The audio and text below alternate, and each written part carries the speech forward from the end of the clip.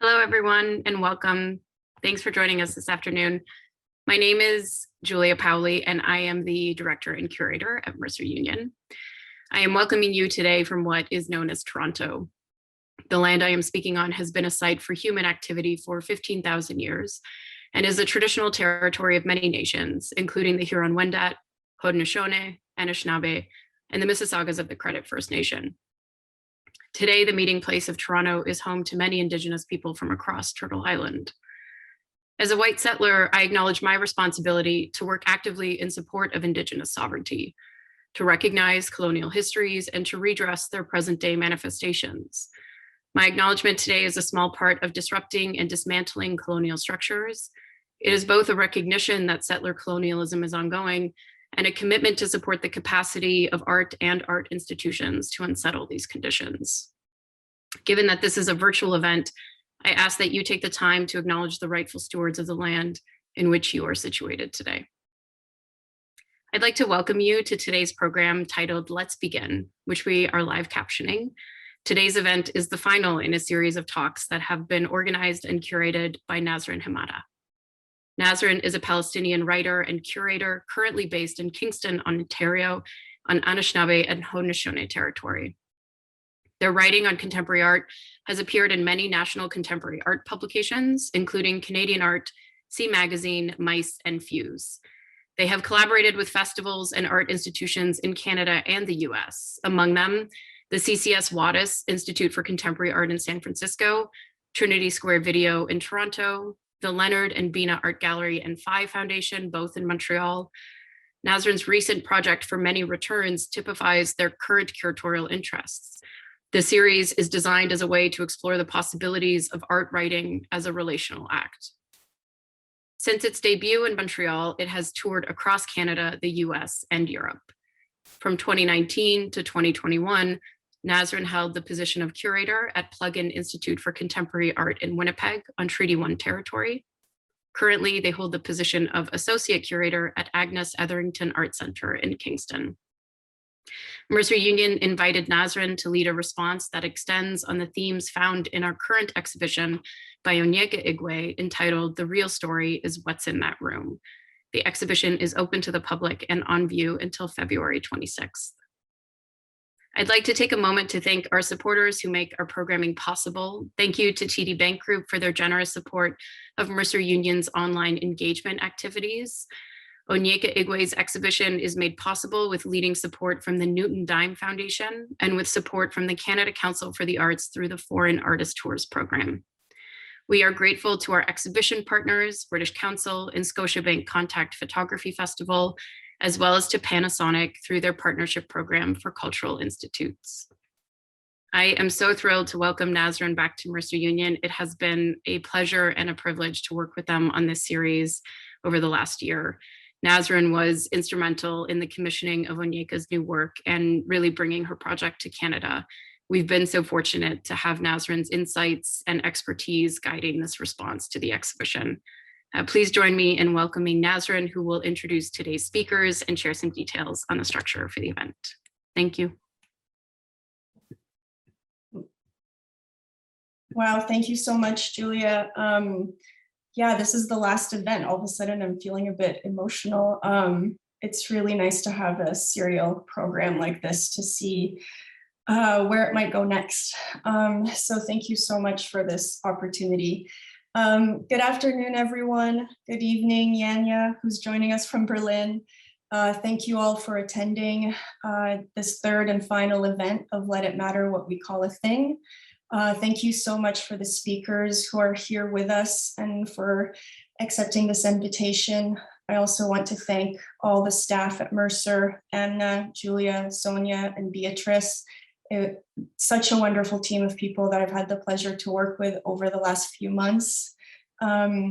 Let's Begin, which is the title of this event, extends on the themes of Onyeka's exhibition, as Julia mentioned, which is called The Real Story is What's in That Room. As guest curator of fORUM, I've invited artists, writers, curators to consider Onyeka's propositions in her film, A So-Called Archive, which is a major feature of the exhibition at Mercer.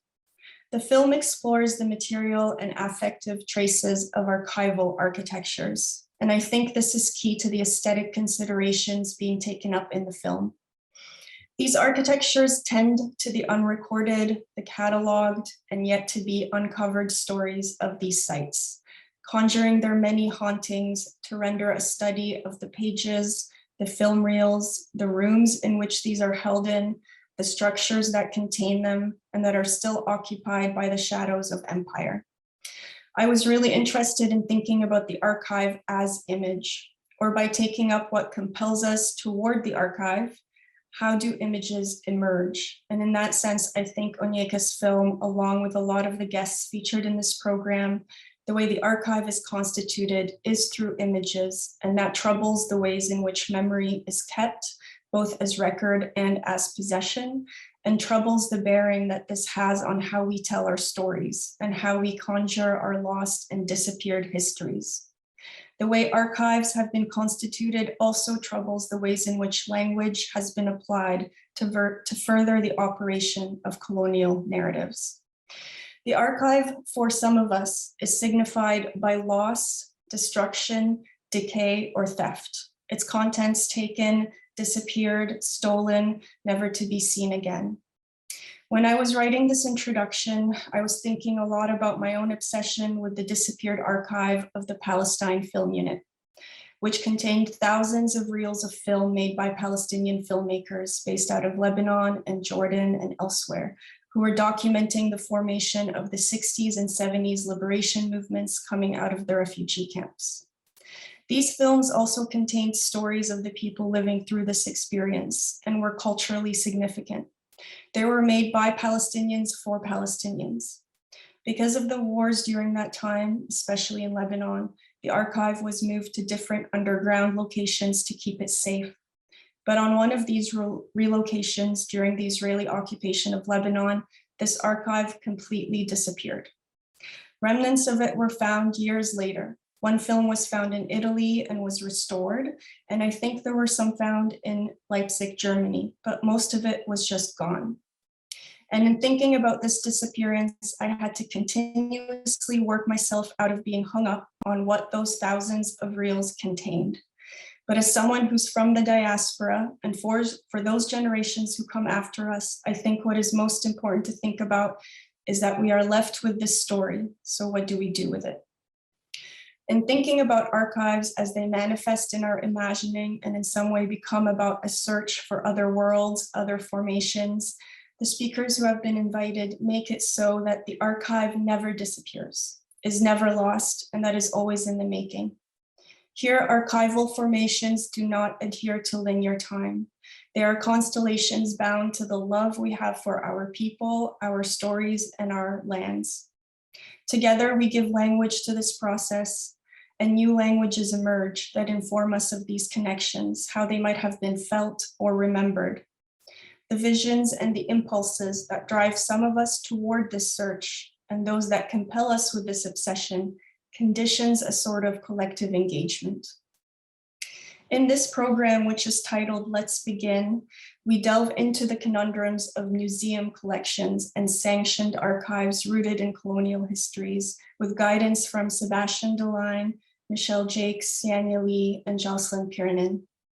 I just want to make a note to say that Let's Begin came from an essay written by Sebastian, and in it there was a line where they wrote, "Let's begin to think about the word object." So let's begin, as in how do we begin the work once we enter the collections and archives that house histories and legacies inherently connected to dispossession and violence? How do we then change the story? And as Michelle offers, give space to new interpretations and expand access. Let's Begin is an invitation to begin again and again until everything is changed, and then it changes again. Before I introduce the speakers, which is coming very soon, I want to quickly talk about the title of this forum, which was very important to me. Let it matter what we call a thing. This is a direct line from the poem by Solmaz Sharif called Look. Look is also the title of the poetry book, in which most of the poems include rewritings of terms from the US Department of Defense dictionary. That's right, the US Department of Defense has a dictionary. And look is a word they use in mind warfare to define a period in which a mind circuit is receptive of influence. In Look, Solmaz undoes these definitions of violence. The way she thinks about language and the way she brings attention to its manipulation to serve a violent act is undone by catapulting the reader toward another vision of look that involves a kind of sacred intimacy. Let it matter what we call a thing, she writes. Let it be the exquisite face for at least 16 seconds. Let me look at you. Let me look at you in a light that takes years to get here. Solmaz's poem reminds me of how poetry lets us be in the process of feeling how language, once changed, changes everything, which is so relevant to what we discussed a few weeks ago with Rowan and Basil, Galare, Onyeka, and Aaliyah, and continue to discuss here today, that the possibilities are abound in the many forms of so-called archives. Sebastian De Line is an artist, is Associate Curator of Indigenous Care and Relations at Agnes Etherington Arts Center, and is a PhD candidate in Cultural Studies at Queen's University. Their doctoral research focuses on the manufacturing of capitalist values and economies that transform agential Indigenous and racialized ancestors into laboring objects of extraction, accumulation, and consumption, determined by acquisition criteria within museum collections. They have published in the Journal of Visual Culture and Junctures. And Sebastian, I'm so proud to be your coworker, first of all, to learn and work alongside you, and I'm so grateful that you are here with us today. Michelle Jacques is a curator, writer, and educator. Michelle is the head of exhibitions and collections and the chief curator at Rémy Modern, which is situated on Treaty 6 territory and the homeland of the Métis. She was the chief curator at the Art Gallery of Greater Victoria in British Columbia for 8 years and has held curatorial positions in the contemporary and Canadian departments at the Art Gallery of Ontario. She has made a long-term commitment to growing the relevance of visual art museums. And Michelle, just on a personal note, you're my hero, and I'm just so grateful and so honored that you are here with us today to share your experience and knowledge. Yaniya Lee was a member of the editorial team at Canadian Art from 2017 to 2021 and joined the Archives Books Publishing Collective earlier this year. She has interviewed artists and written about art for museums, galleries, and print publications locally and internationally. She was a founding collective member of Mice Magazine and is a member of the Amelia Malia Working Group. Yaniya has been a part of Mercer Union's board of directors since 2020. Yaniya, thank you so much. You're my dearest friend and a collaborator in so many ways, and I'm always in awe of everything that you do. Thank you so much for being here. Jocelyn Perrinen is an associate curator of Inuit art at the Winnipeg Art Gallery. A graduate from Carleton University, her educational background has primarily focused on the arts, particularly film and new media. When not working as a curator, her artistic practice primarily involves analog photography and film, mostly experimenting with Polaroids and Super 8 film, as well as honing her crochet and beading skills. She has contributed to publications such as Canadian Art, Canadian Geographic, and the Inuit Art Quarterly. Jocelyn, thank you so much for being here. I've been watching your work at the Winnipeg Art Gallery for so long, and I'm also very much in awe of what you do. Thank you all for being here. And Yaniya, I'm going to give it over to you.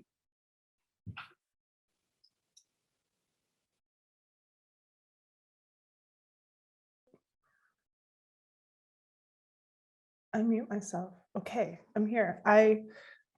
Where are the others? I think we all step in now, maybe. Michelle, yeah. Jocelyn, yeah. Okay, good. I like how this is. We're pinned. Okay, technology. It's really nice to be able to join. I've been getting to know some of your work a little bit more than I did before, and it's exciting that we'll be able to talk together about the themes that were in Onyeka Igwe's exhibition, and in particular the film, which I was able to dig into and watch several times. So for you all, are the panelists, but also for the people who are watching, I really hope that this is a loose conversation and that, you know, Michelle, Jocelyn, and Sebastian, you can speak back to each other and ask questions. And I'm just here to kind of move it along if there are spaces or gaps. But more or less, we're responding to the themes in Onyeka's exhibition and a little bit, or a lot, the ideas that Nasrin just laid out for us so beautifully. So I do have some formal questions, and I'll try and make some up that are a bit less formal as we go along. I wanted to start by talking about the film, A So-Called Archive, which is a 20-minute film that's in the exhibition. And in it, Onyeka juxtaposes two different abandoned space. So she uses footage from a colonial archive that she shot and also from a museum. I think it was the Lagos Colonial Film Unit. So she went there in person and took these very slow moving images with film. I think it was with film. And the other space is the British Empire and Commonwealth Museum, which was only open for a small window of years, but nonetheless, she chose these two spaces, put them together, and I was really struck by the imagery of the film. It's very dusty. It's a little bit creepy, especially with the juxtaposition of the sound. I liked the phrase archive as ruin to designate those spaces that was used by Canisia Lubrin in the exhibition text.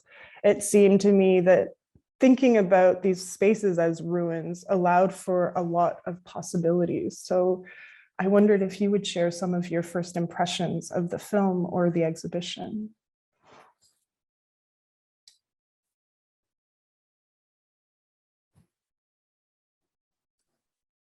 Should I start? Yeah.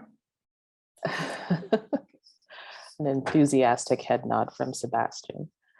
I'm not sure that this is a direct answer to your question, but as you were talking about the archive as ruin and talking about the archive and museum documented in the film, it was occurring to me that the three of us, Jocelyn, Sebastian, and myself, are all connected to museums that have recently or are in the process of expressing a drive to like avoiding ruin, avoiding the natural decay of buildings. We're all in institutions that are participating in a kind of obsession with renewing and perfecting the spaces that hold the collections that the institutions are responsible for. And I actually recently came here from an institution in Victoria, the Art Gallery of Greater Victoria, which for whatever reason has not been able to sort of jump onto that building renewal bandwagon. And for 8 years, I watched the building sort of like literally crumble around us. And it wasn't until I sort of connected that sort of practical idea of what happens in the museum world in Canada and in other places with the film that I realized that there's like a certain kind of natural beauty that is involved in the decay of a building that for whatever reason we're like desperately trying to avoid facing in the museum sector. And it's always rationalized by the collection. You need a better building to better care for the collection. So it's interesting how the building, the perfection of the building, saving an old building relates directly to this kind of desire to suspend the archive or the collection in time.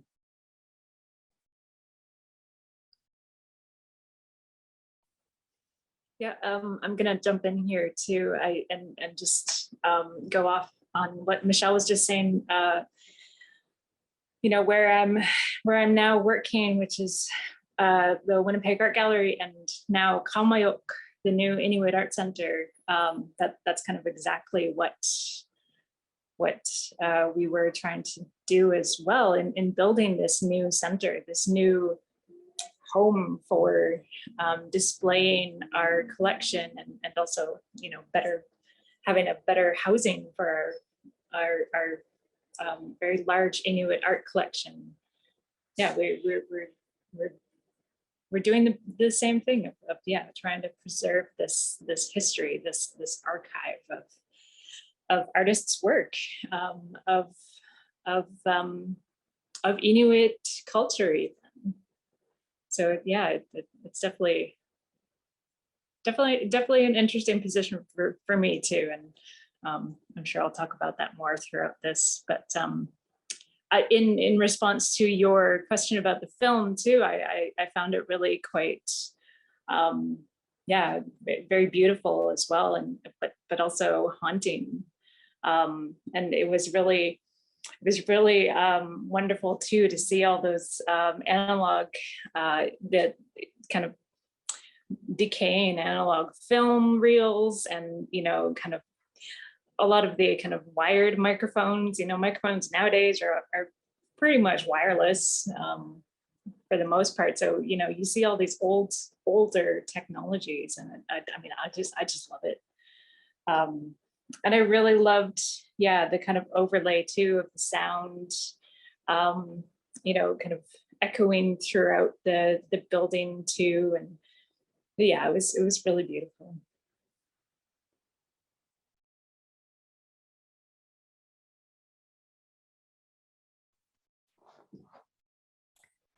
I don't know if you want to, jump in, Sebastian, or no, go ahead, please. I'm not sure where to jump in. I have a few different thoughts, like they're sitting with me right now.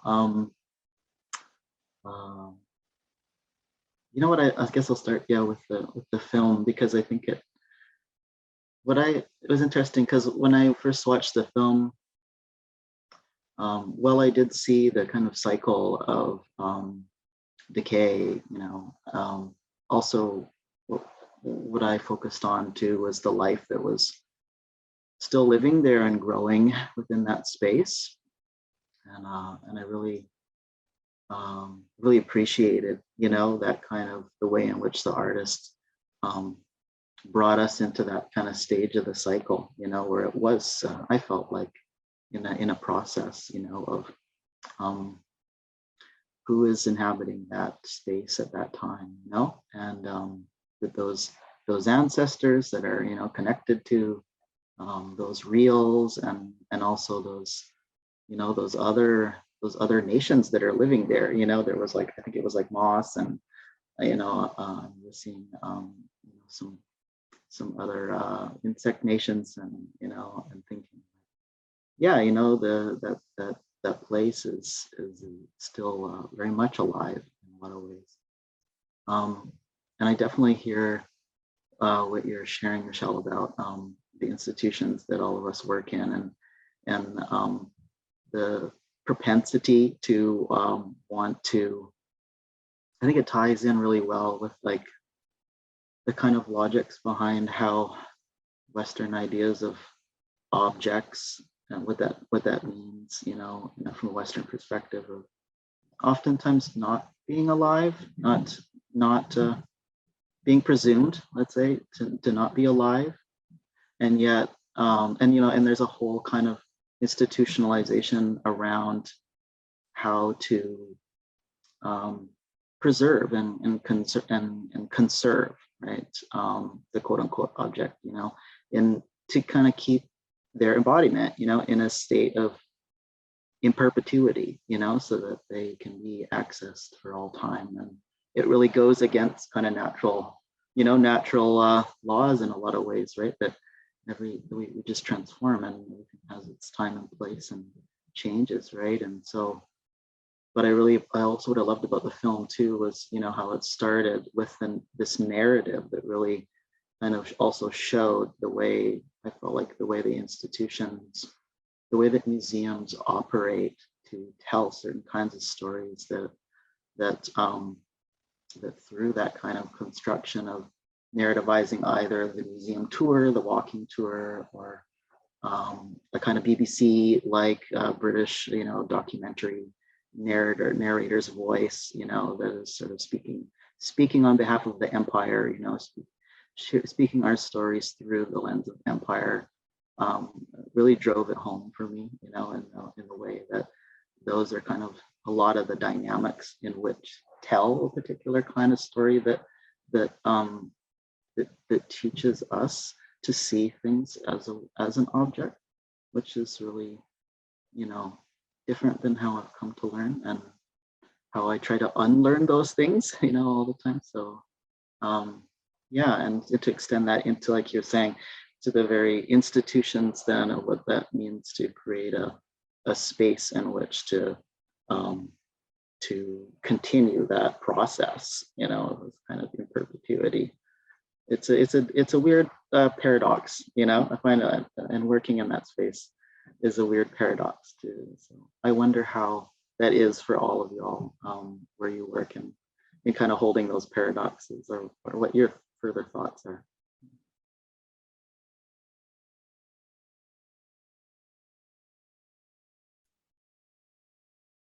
Would you like us to respond to Sebastian's question?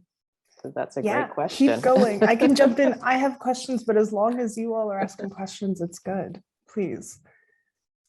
Well, I think that question prompts me to think of something that came up when you and I were speaking in preparation, Yaniya, which is about the kind of disconnect between the work you do as a curator through exhibitions and programming and the collection building and maintenance work. I mean, I want to come back to a question specifically for Jocelyn, I think, about, like I've always worked kind of against the collections that I'm caring for, because I'm a Black curator who's always worked in colonial institutions. So I'm like constantly caring for things that I'm in a critical relationship with. And all of a sudden it occurred to me, oh, I have to talk to Jocelyn about like what it's like to care about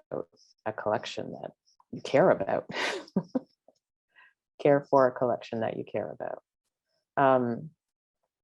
But to get back to Sebastian's question, like I've always found this kind of disconnect between the kind of work that I can do in exhibitions and programming, and then you sort of have to, put aside some of your radicality to do this collections work, which is about maintaining objects that tell a narrative that is completely contrary to the stories you're trying to tell through programming. So, I mean, it's a kind of schizophrenic or multiple personality situation that I'm constantly dealing with.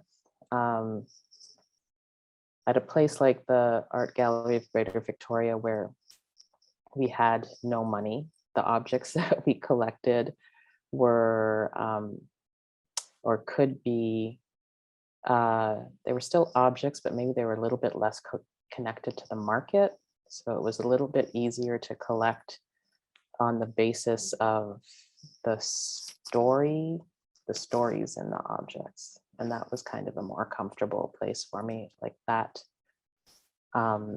allowed me to imagine a way of building a collection, connecting to a collection, drawing people into collections in ways that everybody could bring their different perspectives or world views to. There wasn't a singular narrative in the same way as when you're sort of being driven by what the art world tells you is worthy of being collected.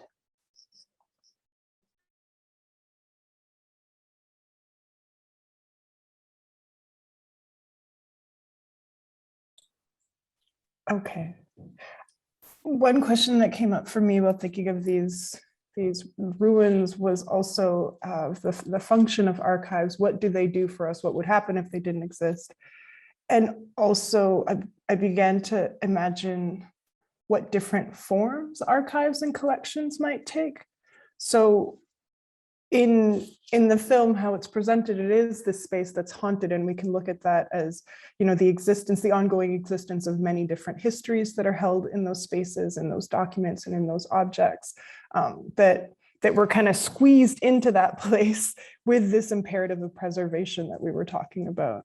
But I think that archives can take shape in many different ways. They don't always have to be material, and they don't always have to be housed in state-of-the-art, you know, climate-controlled buildings. So yeah, I wonder if you'd talk to, yeah, maybe this idea that archives can be held outside of institutions. Is it possible?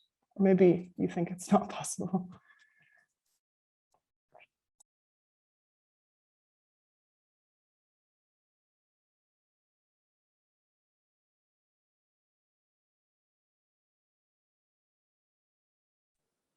Well, maybe I'll start. It's interesting for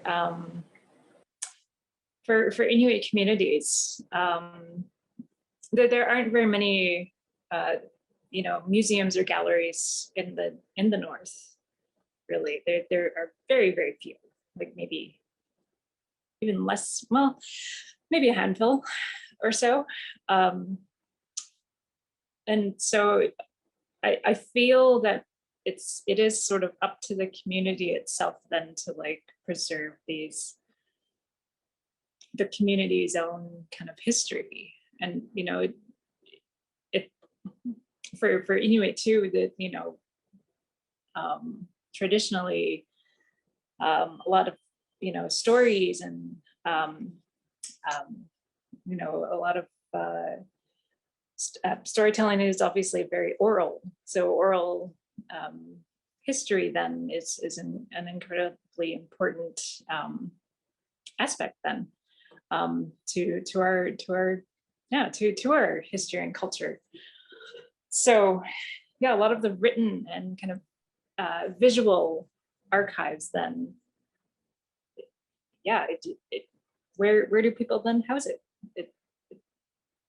It doesn't require this, it doesn't have the same requirements maybe. If these histories are being held in stories, if they're being held orally, they don't need a house.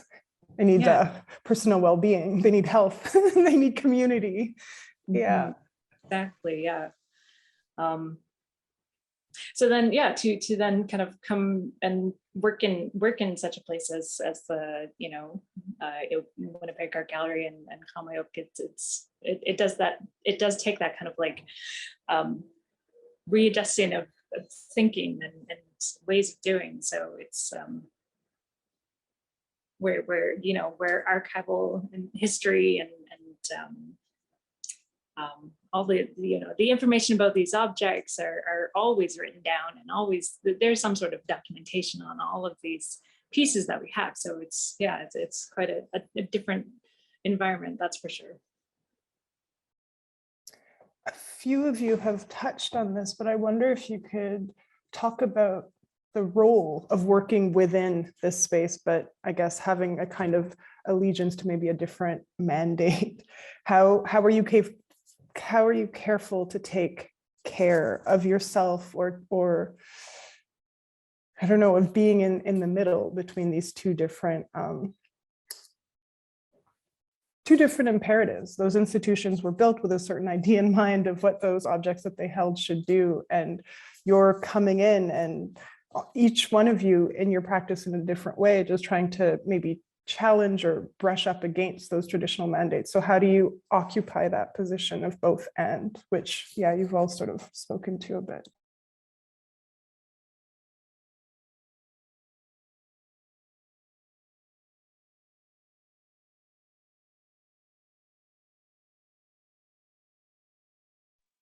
Well, maybe I'll go first. Secrets, yeah. Well, so as coming in as a curator, an Inuk curator as well, to look after our collection, I mean, there was a lot of pressure, you know, to get a lot of the kind of, yeah, the histories and the stories of these pieces right, you know, to be telling the right stories. And then, yeah, to also make sure that the Inuit voices are then also heard too correctly. It's a lot of pressure, that's for sure. I've only been working at the here in Winnipeg for about, yeah, going on 3 years now. So I still feel relatively new to this, and I'm always definitely learning and getting feedback and advice too from other Inuit. So yeah, it's definitely I'm always in consultation, I would say, with the Inuit community on many different things, you know, but while I'm working on an exhibition or while I'm doing research into our collection, it's always, yeah, it always goes back to the community.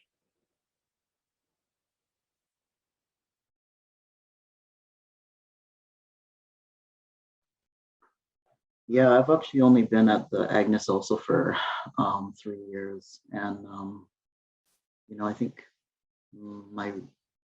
what I can contribute to that place has changed and is still evolving over time. I think when I first came, I was asked to primarily be a researcher, and I remember when I was asked to work there as a researcher, I thought, well, I don't know how I felt. You know, I feel about contributing, you know, to research, you know, for the benefit of a university, you know, museum, and so part of it, you know, came from a conversation where I had with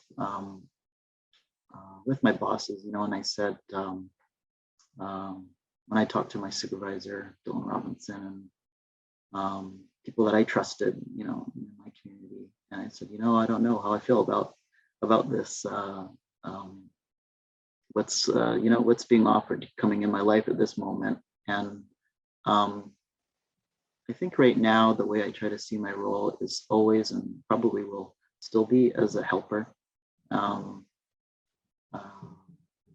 And so when I came into the institution, I said to them that it was important to my community here in Kingston and on Haudenosaunee and Anishinaabe territory that, you know, that they are committed to rematriating and repatriating ancestors, you know, in the museum, the medicines and some of the who lives in that collection that's come in, you know, into the university since the late 19th century at Queens. And I said, you know, if you're committed to starting that process, then I'm committed to learning with you how to do that and to support you by going to my community and asking our elders and the people that carry that knowledge how to do that well, and I'll help, you know, be a helper and a kind of bridge for the communities and try to bring all us in the room together.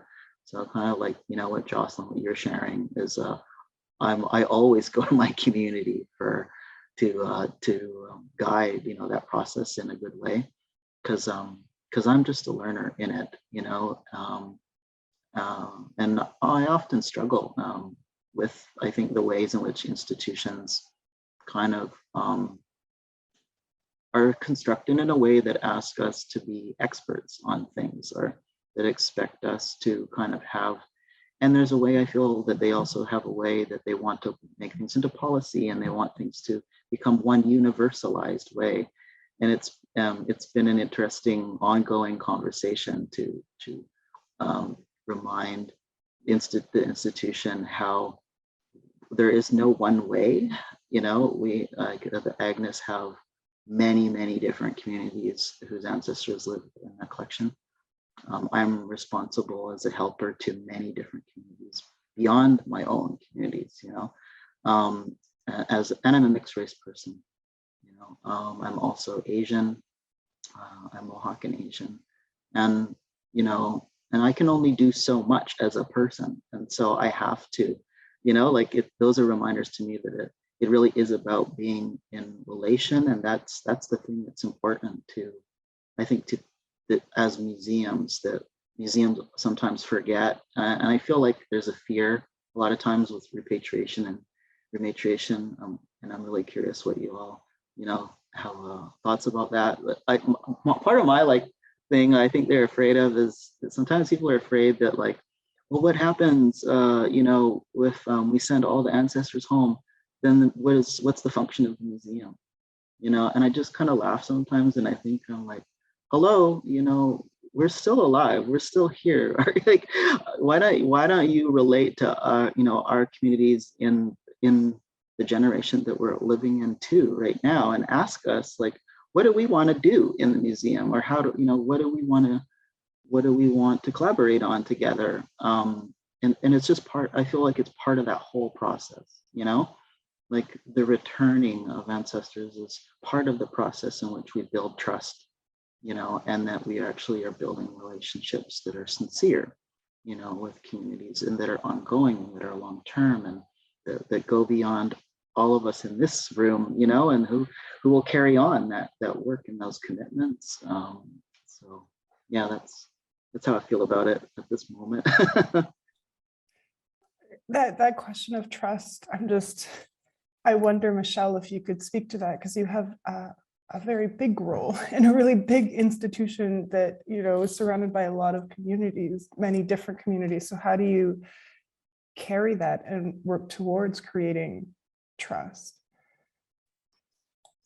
I've only been at Ramey Modern for a year, and when I arrived at the Art Gallery of Greater Victoria in 2012, there were already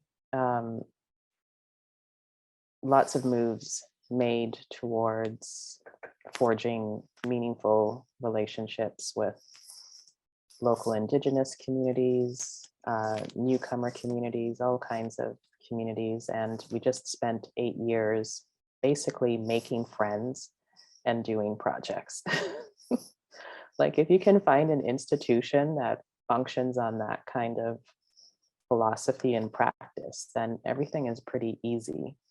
I think an institution needs to be pretty small to be willing to commit to that kind of lack of bureaucracy. So it was surprising when I came here and found out, sort of how much work had to be put into just making friends before we could really propose doing anything that would be useful or engaging or interesting to local Indigenous folks. So it is sort of starting from scratch since coming here for me, and really thinking through how to sort of disrupt a larger bureaucracy in order to achieve that. I mean, that said, the people inside this institution are so committed to moving in a good direction that a lot of steps forward have been made in just a year. But to sort of tie this question into your previous question, I was thinking about gosh, I've been working in museums for more than 25 years. And when I started at the Art Gallery of Ontario, there was no assumption that I was going to do anything different than any of the white curators. I was a Black curator who was given a chance to work in the Western institution, and I had to prove myself that I could, understand the group of seven and abstract expressionism just as well as any of the other curators. And at the time, I was grateful for that opportunity. So I put a lot of effort into proving myself. But that said, I always knew that I was like slightly outside of the structure or the narrative, or that I was the outsider. And I kind of took that positionality as my motivation, like thinking through how to bring in other outsiders, other so-called outsiders. And now, 25 years later, I realize how valuable it is for me to have had that experience of working with a collection within a structure that I had that kind of critical relationship to, because now that there's a broader shared interest in decoloniality or questioning the systemic barriers of institutions, I feel like, oh, that's what I was doing all of these years. It's like my career has come into focus 2.5 decades later, when I started out not exactly knowing what I was doing or why I was doing it.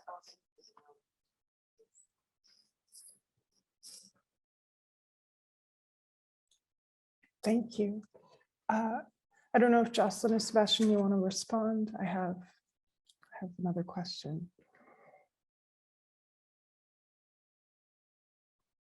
Especially as like if you all are just starting and you're hearing from somebody who's come all the way, I wonder what you see for yourselves, 5 years from now, 10 years from now. Is this process of rematriation one that has an end? Do we, get all the ancestors, as you call them, Sebastian, back to their home communities and then we're done? Or are we invested in changing these institutions so that they continue in a different form?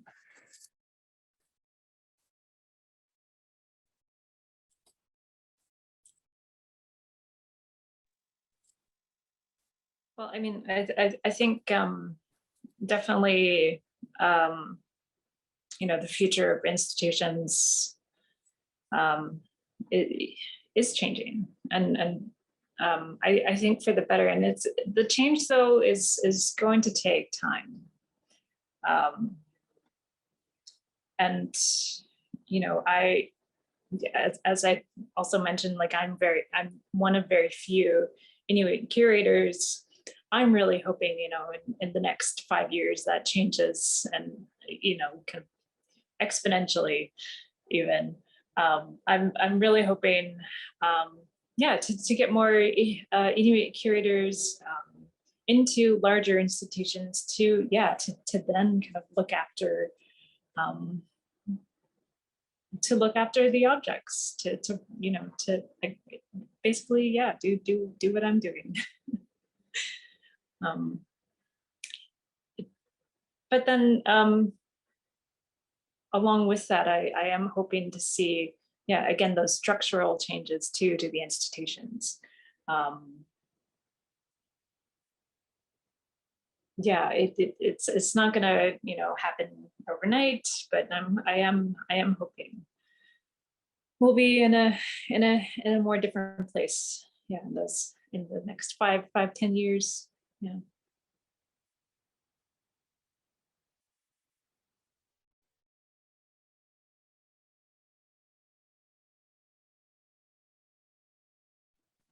I honestly don't know what it will look like, in 5 years' time. I think, as Michelle alluded to, probably to Agnes in 5 years' time, maybe the building will look a lot different because it's actually being rebuilt, or will be.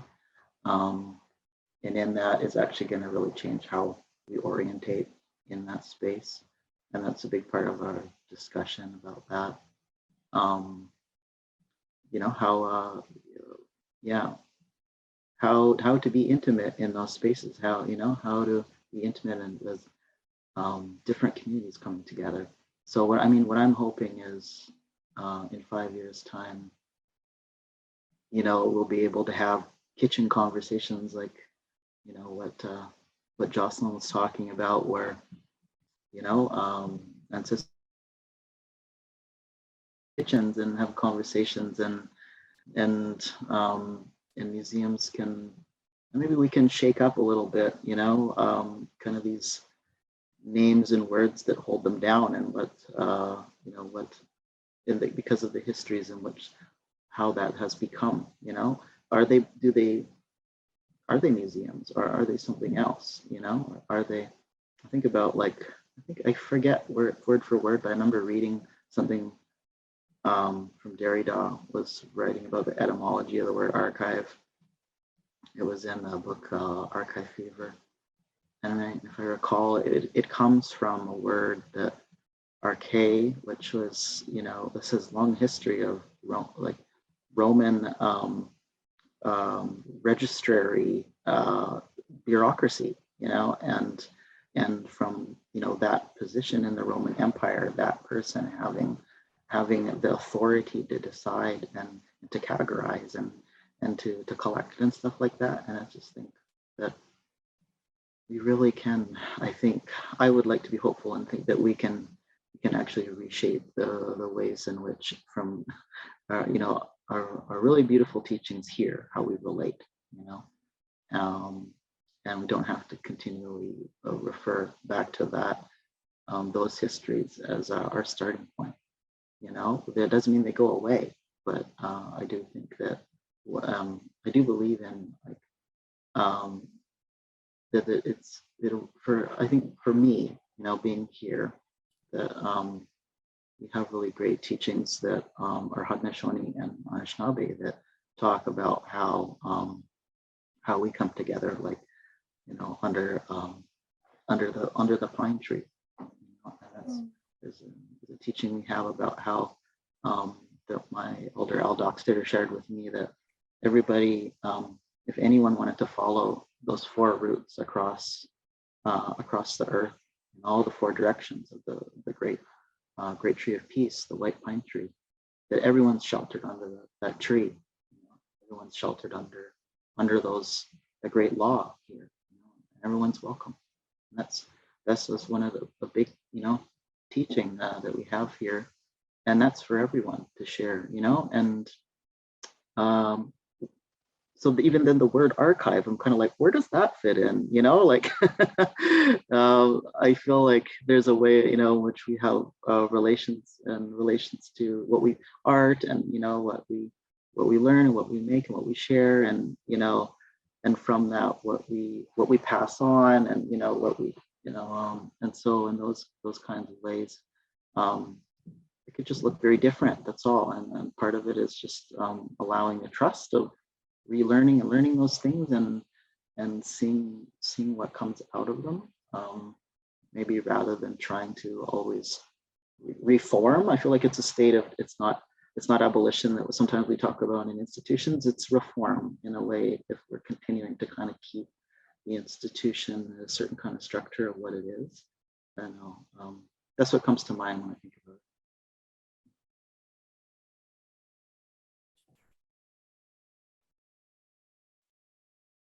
I have a question that was asked by Anna, and I thought I'd share it. It kind of is departing from where you're going somewhat. So they're asking about an embodied archive. So what is the shape of an embodied archive? One that makes place for and commits to preserving the energies and affective resonances of the object. They say meaning making often emerges from these layers that are at once part of and extra to the object itself.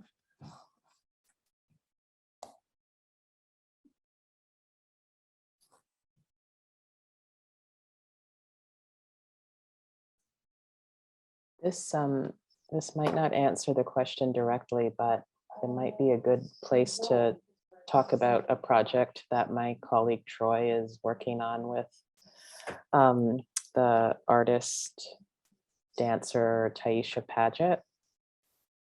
And Taisha is an African-American artist from California.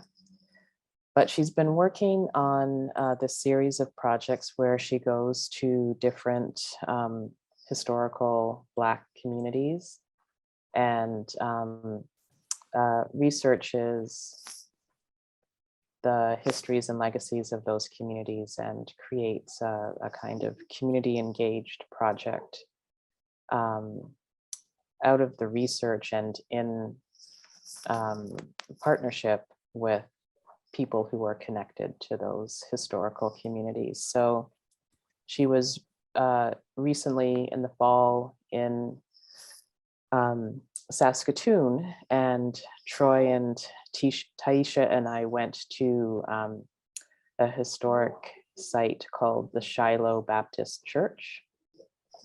And the church was sort of the community hub. It's a tiny little one-room cabin, but it was the community hub for Saskatchewan's first all Black community. And these were folks that had in the early 20th century come up from the South through Oklahoma, and they settled in various parts of the prairies, and in Saskatchewan. The community was centered around the Shiloh Church. And what was really interesting to me, Taisha is doing all kinds of investigations, research, conversation to understand this history. But one of the things that she was asking people that she met who were connected through ancestry to the original folks who settled this community was, do you recognize any kinds of movement or gesture that you think was passed down through generations from those past, from those original Shiloh people? And something that I think about a lot is how when Africans were enslaved, they no longer had the means or time or tools to make objects, but they still had their bodies, so they made dance. And I was sort of going through some notes that Taisha had written about her project, and not only does she talk about investigating the legacies of these communities through thinking about what might seem to be sort of throwaway gestures that people might actually realize were inheritances. But she also talks about how Black dance practices are archived in the public arena because they're documented often in popular film. So that was a really sort of interesting revelation to me, because I always think about movement as a way that enslaved people could maintain a connection to the ceremony of tribal life in Africa. But it had never occurred to me that, sort of with the evolution of that dance into popular dance, that the place of the archive is actually popular film.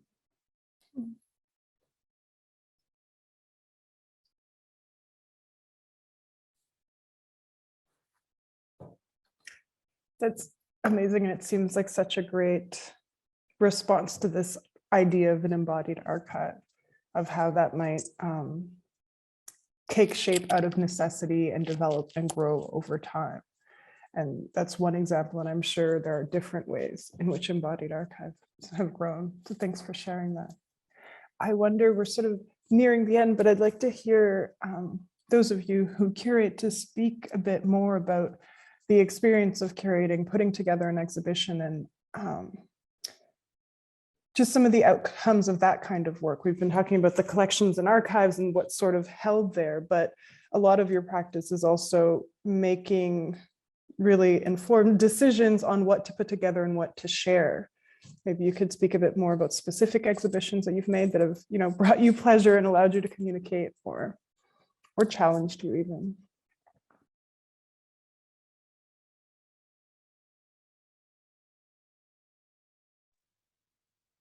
I'll go first again. Yeah, one of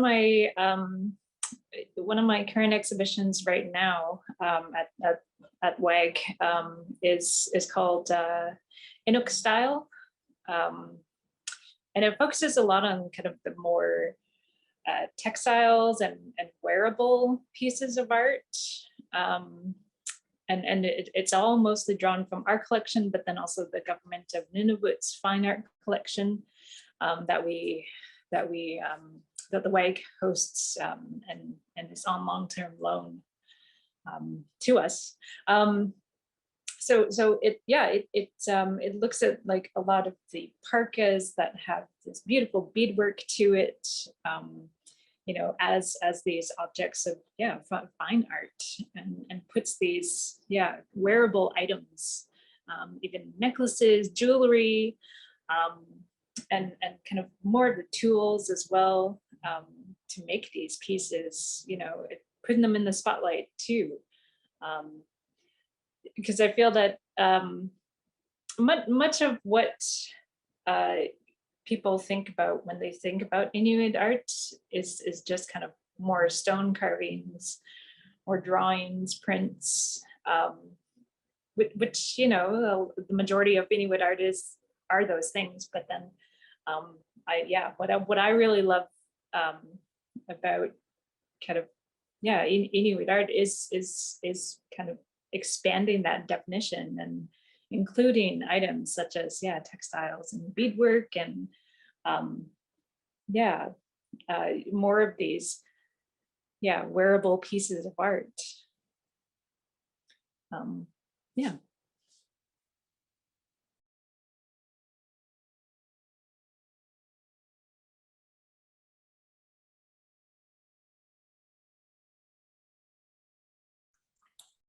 Sebastian or Michelle, do you want to talk about any specific experiences and sharing artworks with a public or publics? Sebastian, did you want to go next, or should I jump in? Please jump in. I'm still thinking. Okay.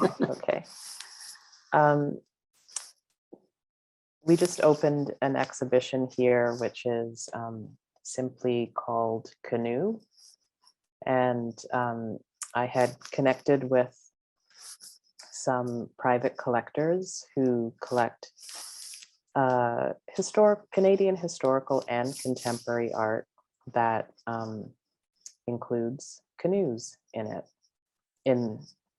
So a lot of the work is by big names of Canadian historical art history, like Frances Ann Hopkins, Lucius O'Brien, Cornelius Krieghoff, all of the folks who were painting in the 19th century, images of voyageurs and fur traders,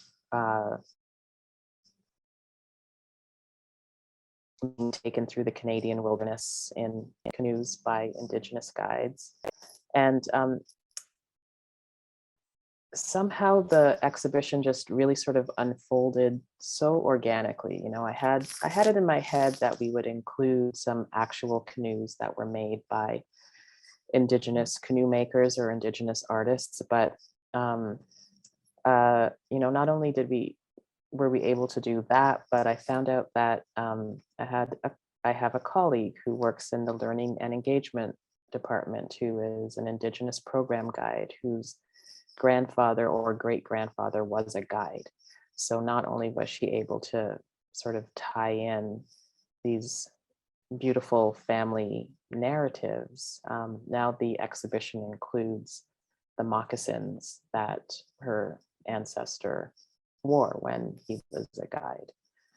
So the exhibition, like what could have started out as a kind of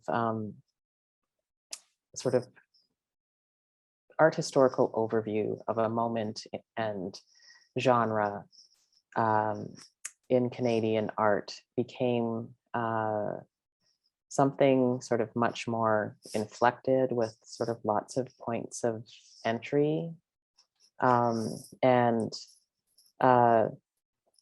Kelly, whose grandfather was the guide, and my other colleague, Lyndon, who is the Indigenous Relations Advisor here, really contributed to creating a much richer exhibition by contributing stories and relationships to the way the exhibition is constructed.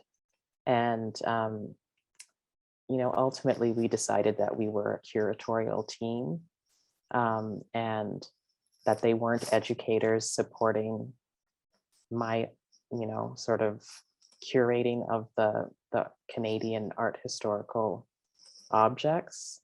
And it was like sort of a moment of real clarity for me to see how their stories are as much a part of the exhibition that we made as the objects on the walls. It makes me so giddy and excited. It feels like it's coming together. We're tying things back because we're talking about how to work in these institutions. Can we make change? Is it going to be reform? But the question of creating new relationships, listening to different people, and being inclusive is the wrong word, but I feel like you shifted the methodology for presenting artworks, or this is what your example is telling me, and it involves listening, it involves bringing in other stories, and similar to or paralleling this consultation with community, always checking in with other people. I think that those kinds of practices, those new ways of relating within institutions, are sort of maybe a key or the beginning or the continuation or the middle of that pathway towards, shifting our institutions so that they become places that feel hospitable to us, to the objects, to those artifacts, those ancestors that hold our stories and our art histories. Sebastian, I do want to give you the chance to answer if you want to add in, and then we're going to sort of shut down this part of the conversation and continue with any questions that might have come in. Cool, okay. What I did think of something when I was listening to you all. One of my favorite works that I really appreciate came out of the Soundings exhibition at the Agnes that was curated by Candace Hopkins and Dylan Robinson. And there's this work by Tanya Willard that I really appreciate, where she created for Sacred Fire this fire bowl. And there's many processes that she will say it better. So just share what how I interpret it. But with that, she also gifted cedar from her territory for people to sit on around the fireball. And with the fireball, she'd also had engraved around it some beadwork that was from a piece that was that's in the collection at the Agnes. And so, and as well as her own process of chopping wood in her territory, she created this really beautiful print from a cord of wood, and that became the score, which then was played by musicians. So to voice, to bring a sound to that piece. So all these different layers. And but what I come back to with that work too is one of the things at the end of the exhibition is she gifted that work to Four Directions Indigenous Student Center at Queens.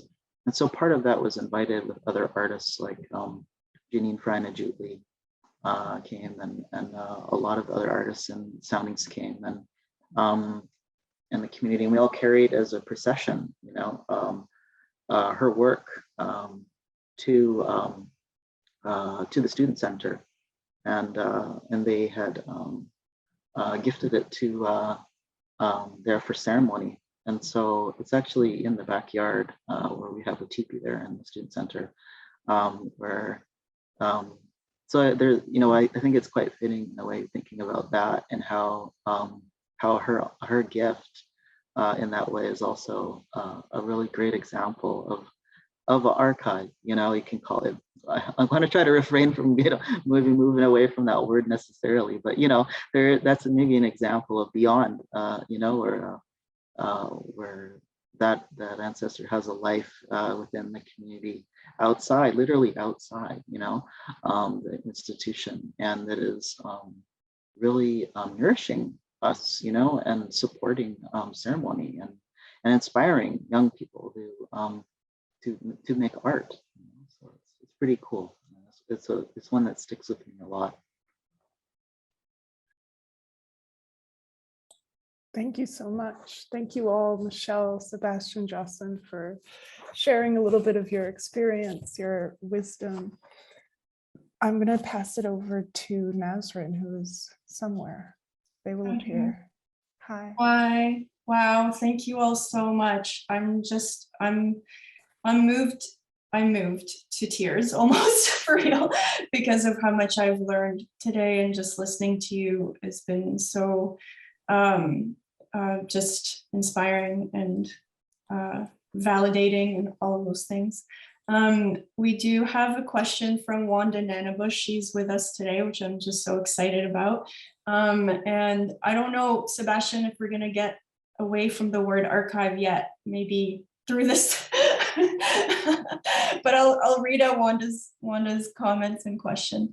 Thinking through archive fever, because our cultures and artistic practices are part of the West now, conceptually in so many ways. We also have a compulsive, repetitive, and nostalgic desire for the archive, an irrepressible desire to return to the origin, a homesickness, a nostalgia for the return. What do you all see as some of the pitfalls of archive in this sense? The seeking of our erased histories, our origins, and futures possible through this archive fever.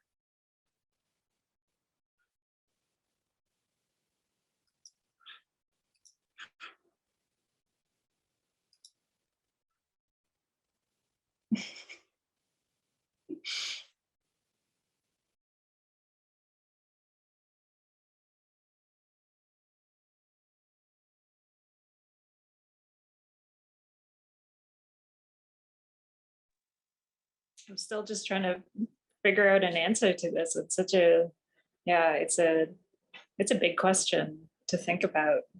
And I think that that's also what Michelle and Sebastian are also trying to figure out too. I'm not sure.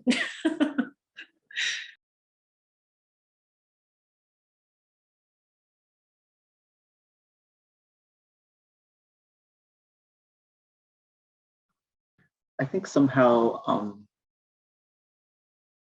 I think we've been talking a lot, about the challenges sometimes also of, we started in the conversation to, what I remember hearing is about the unknowing, and the challenges of unknowing. Oh, what's that? Have none of you worked on your own origins in any way? Yeah. I think there's like part of it where sometimes I feel like maybe connecting to something and we don't want to let it go because they still have things to teach us, so like when we're holding something, that our ancestors made, and we might not always know, what exactly that is, we might not know all those things that we can learn from it. But spending time with that over time, we learn new things all the time. And so it can be really painful and really hard, I think, for people to let go, of when we can't always know everything, and when we long to know more, because I feel like sometimes the obsession with learning more, maybe on a deeper level, I wonder on like on an emotional level, is that also about somehow wanting to connect or wanting to, no, I can't put my finger on it, but and it's sort of misguided in a way. I feel like it's like a misguided kind of way in which it's projected on then the consumption of knowledge. Really, it's about connecting and feeling rootedness, and that maybe that's why that's so painful then when we're faced with sometimes the decay of things, because it's hard when you're forced to have let go of something that you don't fully know what it was that you were connected to. You know, I don't know if I'm describing that well, but well, that's kind of like one of the things that I think comes up with that. So there's just sort of like the fever, the archive fever. You know, I think that like what Wanda Nyama for sharing that that quote. And yeah, I think like part of it, you know, is like also a kind of a hunger that that somehow needs to be feasted differently. If I could put it that way. Like there's a way in which maybe like, you know, Dylan talks about people, you know, the installa, where he says like this, the stalla word, you know, for seller is like, you know, people who came hungry, you know, and so I kind of feel like that's a little bit like with the archive fever in a way too. There's a kind of hunger, like it's an empty belly, you know, and you know, so how do we change, you know, that then to, because to continually feed that is not healthy, you know. So I feel like there's different ways that we're being asked to relate, you know, from a place that is that's healthier. And I don't know those, you know, I have to turn to my elders to learn from them how we're supposed to live better together, you know. And then so, but that's what I think about with archives. I think about it as a kind of like hoarding, like hunger, you know, hunger to save and preserve, you know, those things, because it's hard to let go, and that's part of the grieving process.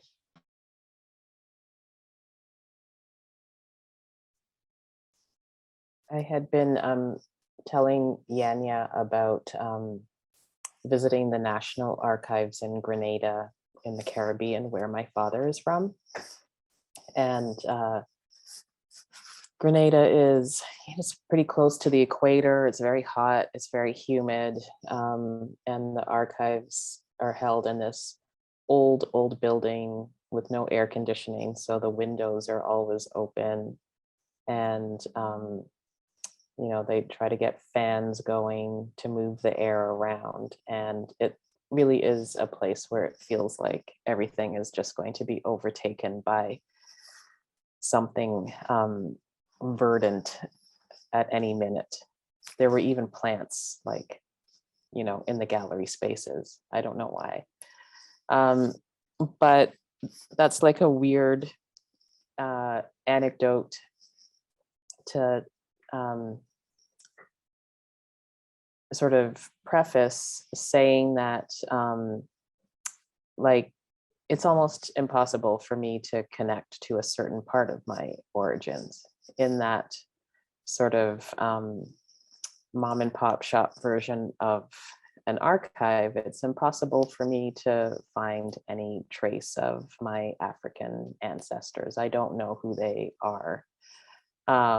On the other hand, it's very easy for me to find information about the colonizers who, trying to decide what language to use, procreated with my African ancestors. So in terms of you know, how archives can continue to do violence, that's what this question makes me think of. You know, they block me from one of my origin stories, and reinforce the one that is connected to empire. Maybe I'll just stop there because I'm depressing myself. No, I mean, it's really making me think a lot about the word provenance and its use in the museum, which I just find such a hard time with. I feel like it's such a colonial concept and word that it's only fitting for those objects that can be traced. And so this is like a real issue in terms of so much of our other histories, and in the ways that we're not able to find a pathway to a kind of origin in the same way as, say, these other things. And I think from just Wanda's comment, and we've talked to, I know Wanda and I have talked about this before too, it's like it's like for anything that comes up, like just recently there was like a huge archive of music, of Palestinian music that was just found, that the Guardian even wrote about. So there are all these little remnants of things that you know, some of us just try to hold on to in terms of trying to figure out what what our culture was like, or like where we come from, to just put it as simple as that. And so I think this is the kind of archive fever that I think about more, is just the ways in which then also, like through the work that we're all doing with our own communities, and like through how we care for artists and who we work with, are also kind of creating another pathway of figuring out kind of how it is that we are as beings in a collective manner. There are no other questions, and I don't know if you guys have any other questions for each other, or any comments, any other thoughts that you want to share.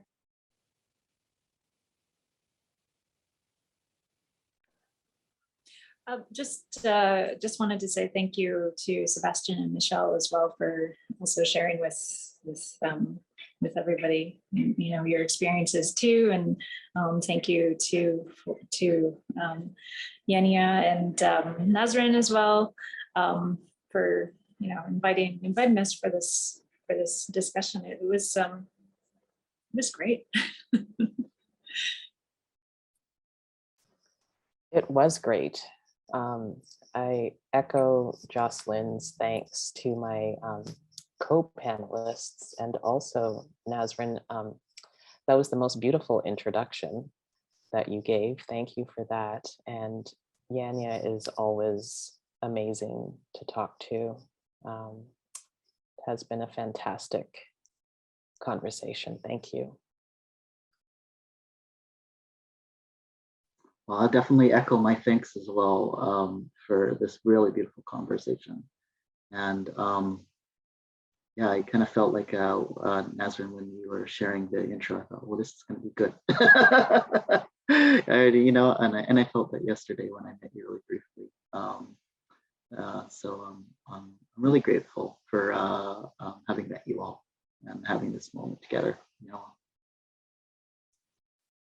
And I hope it continues. And my goal, and this is what I've said after each of the programs, is that somehow there is going to be a reiteration in real life, and that this will happen in person in the future, in the very soon future. Thank you so much. Thank you again. Thank you for making time. Thank you for all of you for attending. Thank you, Wanda, for your question. Thank you, Yaniya, for your incredible moderation, and thank you, Mercer Union, for this really incredible platform that you brought us all into. So thank you to all of you. Have a really good afternoon or good evening, and yeah, see you all soon.